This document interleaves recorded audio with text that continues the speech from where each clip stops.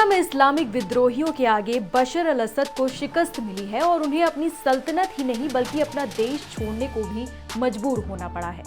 13 साल से जारी गृहयुद्ध के बाद आखिरकार विद्रोही इस्लामिक समूह हयात तहरीर अल शाम के नेतृत्व में असद सरकार का तख्ता पलट हुआ। युद्ध के बीच ही राष्ट्रपति पद से हटाए गए बशर अल असद अपने काफिले के साथ निकल गए और अब वो रूस में हैं। सीरिया के राष्ट्रपति बशर अल असद तो रूस भाग गए, लेकिन उनकी करोड़ों अरबों की रकम कहां गई, ये सवाल सभी के मन में कौंध रहा था। लेकिन अब इस रहस्य से पर्दा उठ गया है। सीरियाई राष्ट्रपति बशर अल असद के सेंट्रल बैंक ने लगभग $250 मिलियन यानी कि करीब 2000 करोड़ रुपए कैश रूस भेजे हैं। ये लेन देन 2 साल के वक्त में किया गया, जब उस समय के सीरियाई नेता को सैन्य मदद के लिए क्रेमलिन का कर्ज चुकाना था। फाइनेंशियल टाइम्स ने एक रिपोर्ट में ये जानकारी दी।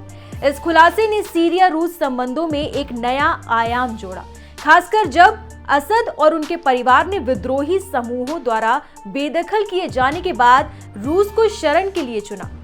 फाइनेंशियल टाइम्स की रिपोर्ट के मुताबिक असद सरकार ने गृहयुद्ध के दौरान 2018 से 2019 के बीच मॉस्को को करीब $250 मिलियन यानी कि करीब 2120 करोड़ रुपए कैश ट्रांसफर किया था। इस रकम को ट्रांसफर करने के लिए डॉलर और यूरो का इस्तेमाल किया गया था, जबकि इस दौरान सीरिया खुद विदेशी करेंसी के संकट से जूझ रहा था।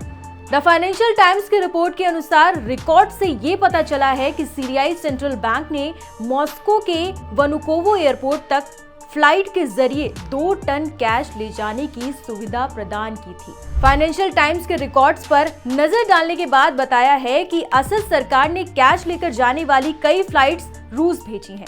उदाहरण के तौर पर 13 मई 2019 को एक विमान $10 मिलियन यानी कि करीब 85 करोड़ कैश लेकर मॉस्को पहुंचा था। वहीं फरवरी की अगर बात करें तो फरवरी 2019 में सीरियाई सेंट्रल बैंक ने 20 मिलियन यूरो यानी कि करीब 178 करोड़ रुपए विमान के जरिए मॉस्को भेजे।